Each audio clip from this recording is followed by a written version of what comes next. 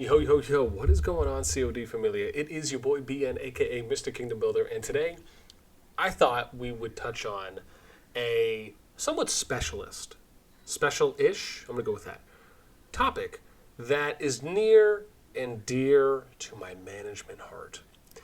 So there was a comment, let me start here. There was a comment that was made in the official CoD Discord by essentially another player. And what this was, let me see, hang on, I gotta remember here. It was made by Abda, I think it was Abda, right? Yeah, Abda Beast, YouTube. And I was trying to look for the comment. I can't find this. I don't know if there's a bug or something there that happened. But in short, the comment was that, who wants to play a war game in a farming kingdom, to that extent. And I thought this was a great topic to touch on because it really hammers home the mindset and the psychological approach that some players come in with when it comes to playing these types of games on what is kind of a want versus a need. Right? What's really important with how you are approaching the game and what you see as being personally impactful towards your individual development.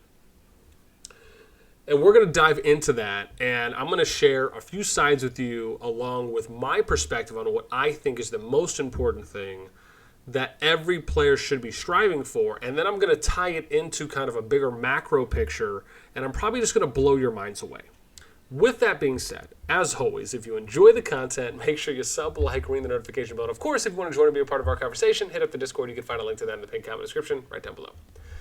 So, let's start off with when we are playing a kingdom builder, in this case Call of Dragons. As an individual, we have to start with what is the most basic, fundamental objective that you have as a player. To me, I think this is pretty obvious, and I would hope it would be pretty obvious to everyone else as well. My primary objective when I am playing these games, first and foremost before anything else, is to progress my account to max level. That means that I am trying to get my, let's just say city hall to keep it simple, or your castle, to 25. I am then going to work on getting the rest of my buildings to 25. I'm then going to work on getting my academy, right? We'll just call it that for universal purposes, to where I've maxed out everything on my economy and my military tree, which means that I've been able to hit T5 troops, right? And it doesn't just stop there. Those are just the first two primary things that every single player that plays a kingdom builder, i.e. Call of Dragons, should be aiming to do. And you should be aiming to do this as efficiently, effectively, and as quickly as possible. With that in mind, your number three thing, or third thing here, is that you should be looking to upgrade and level out your heroes, right? As much as you can. Now, granted, with the season resets, you may, once upon a time, or you may eventually have to get to a point where you may not be able to level up everyone, and then you'll have to kind of pick and choose, right? And you'll have to basically play that out over the course of a couple seasons to look at what the consistency is between how much experience can you really gather per season, right? Maybe you can max out every hero. Maybe you don't even touch some and you focus on others for your specific pairings. But you will not know how much your overall experiences that you can gain per season until you get to a point where you have arguably maxed out your account to look at what your max efficiency, because you're going to be able to level heroes faster in Season 2 than you will in Season 1. Why? Because you'll be a higher VIP level. You'll have I believe it's the stars if I'm remembering correctly, right? So you have the stars that'll stay. It'll just be, which means you'll have all the skills leveled. You'll just have to basically re-upgrade the individual levels per hero to then work on your talent, right? So your talent level is what you'll do. You'll have max buildings, and the buildings themselves, if you go to your barracks as an example, and let's say I go here, you can see that I'll have HP bonuses, right?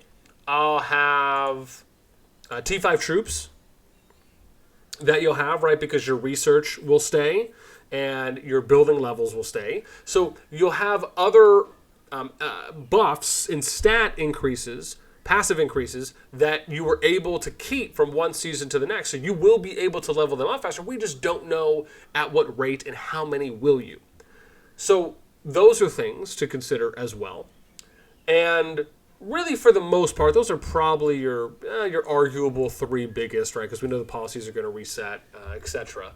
So with this in mind, when it comes to what your starting mindset is for playing these types of games, that is your primary objective. Before anything else, is how can I max my account out as efficiently, effectively, and as quickly as possible? Now, when it comes to the kind of topical discussion of, well, we're playing a war game, why do I want to play in a farming kingdom? Bear in mind that everyone farms, right? And most of the time, if you're thinking about just purely min-maxing your account, someone who focuses purely on development will be stronger than someone who focuses purely on fighting. Why? Because the person who's focusing on fighting is now having to use resources and materials in a non-progressive way towards their account's overall development, meaning that the person who's focusing on pure development will, by and large, or by really just in fact, be stronger.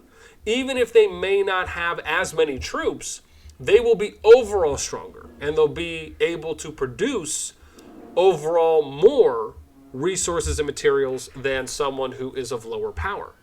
And then when you start factoring in now that there's going to be server merges, right, to whatever degree that may be, even though we believe that it's probably going to be a pure merge to some degree, whether that's the kingdoms combining into a new one or a new kingdom being separated, kind of like a KVK map, and then the players all going there together to participate in a season, and you still have your main kingdom. Those are one of the two options, though we probably think it's the former rather than the latter. So then you have to factor in, okay, well, now I have to think about how am I, is my kingdom going to unify? If that's the case and we're not going to be having any kind of like all-out war, I get to focus on pure development and then we eventually just basically prep to fight against the other kingdoms. There's things that you have to think about long-term and not just thinking about, oh, well, I'm in a farming. I mean, let's be real.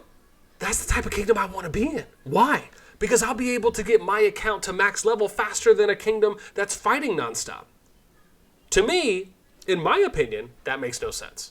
I would rather play somewhere where I can have controlled PvP in a way that's going to benefit me on the takeaways from those testings, or just from the testing that is being done, to where I can use that information to further progress my account, my knowledge, and my experience, where I can then use that in a practical PvP and fighting setting. I mean, let's be real. It's not difficult to click on an area, create a legion, send it there, right? Now, yeah, there's obviously the kind of nerves, if you want to call them that, of kind of knowing when to go in for a fight, when to back out, right? Those are kind of like the on-the-job trainings, right? You're going to get that. You'll build that type of real-time experience as you fight more. But the overall point is that if I'm looking to just get and reach my primary objectives as soon as possible, it benefits me more to be in a kingdom that is not ravaged by civil wars or fighting, and instead you focus on things like controlled PvP, and then you allow every single player the equal opportunity to develop their accounts at a rate of 100% throughout the entire duration of the first season in your kingdom. What that means is that for kingdoms that are not doing that, they are therefore not developing their average players' accounts to be as strong as they could by the time Season 2 comes around, which is when the merges are going to happen, right? Pending everything stays consistent. So really what you have to kind of view this as is you view the merges more so as KVKs, right? It's just a different way of doing it. And so what that means is that your first season is really your unification season, right? It's your development figure. We're going to figure ourselves out season.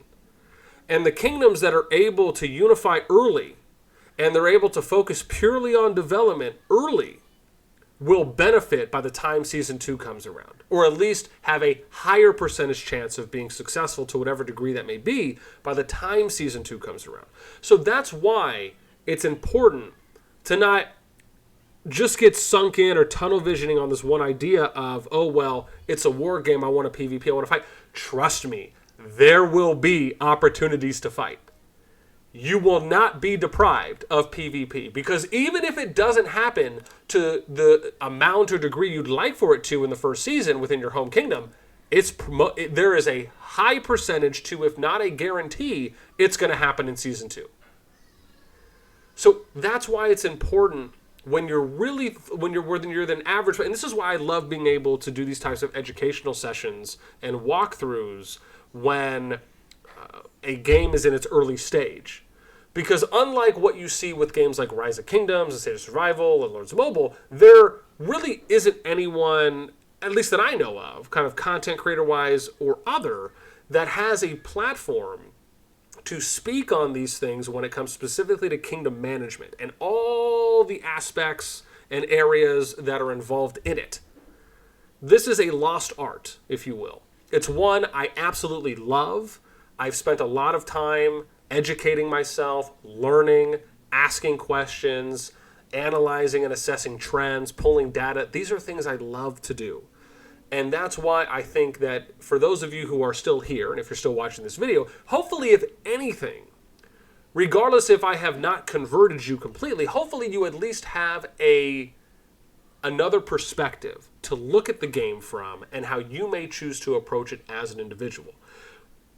There are always going to be rogue players. There's always going to be people that just want to do nothing but PvP. That will never change for however long it may be within this genre, right? Unless the developers, unless a game comes out and it's super popular, the devs just take this type of, aggressive, pioneering approach in just a totally forward way. But as it stands now, those things will not change. But what can help you as a player is understanding the importance of your account's value and how you can enjoy and get the most out of it. Because it's a lot more fun when you have a max account, even if you're free to play, because then at least at that point you feel as though you've got to the end game. And now it's just a matter of you saving resources and min-maxing for event trainings, for troop training events and etc. that you can do. But now you feel, I'm here. I have max tack, I got max buildings, I got a pretty high VIP level. Maybe eventually if you keep playing, over maybe a year, however long it may take for you to get to max VIP level, those are things that you can look forward to, that you hopefully do look forward to and should as a free-to-play, because then you're able to say, man, I'm at endgame, and even if I may not have as many troops, I'm able, because of what this game's PvP mechanics allow me to do, I can min-max my troops, and I'm really efficient in micromanaging. I have really good position awareness. I have really good artifact skill usage. Those are unique qualities in players that you may now start to look for, almost kind of like you're recruiting from first string, second string, third string in your professional sport. In my opinion, more so than the types of players you may look to recruit in Rock, just because of the PvP mechanical limitations that game has compared to Call of Dragons. So, without going too far off on these side tangents, I hope, if anything, I've done an okay job of eloquently, as much as I've been able to, hopefully, explain why I think the concept of that it's a war game, why do we want to play in a farming kingdom? And I want to point out, this is nothing against Abda who made this comment, right? I just wanted to talk about this because I thought it was a great topic to cover so I could share my side of how I view things. And I want to point out lastly that, remember, any kingdom can develop however they want. I've seen kingdoms that did nothing but fight 24/7. Shout out to Server 5 from Infinity Kingdom. They were in my opinion, they lasted over a year of just doing nothing but nonstop fighting with 3 to 4, eventually turned into 2 alliances where you had a couple hundred players that just did that nothing, right? And they promoted themselves as such. And you had players that actively chose to migrate there just to do nothing but fight. And then you'll get anything in between, right? You might get really conservative kingdoms. I myself find a healthy balance is you have controlled PvP, and then you give everyone the option to participate in PvP, and at the same time you allow everyone to develop their accounts at a rate of 100%. To me, that is the perfect balance I believe in. However, as I've said, one kingdom might approach things differently than another one does, right? That's the great thing about this genre, is that you can have different approaches, different perspectives, different ways of managing, and how you elicit your expectations for your player base. With that in mind, I would love to hear your thoughts at this point, so I'm going to pass the question off to you guys, right? What is a kingdom you played in, regardless of how it was ran or how it was managed, that you thought was successful, you thought they did really well, and thank you, and that you were able to get a lot out of it. On top of that, I'm curious to hear your feedback and your thoughts on what I've suggested, right? After I've taken time to explain a couple sides and what my view is, I'd love to hear what you guys think on that as well. So let me know in the comments down below. That's it from me. As always, until next time, I'll catch you later.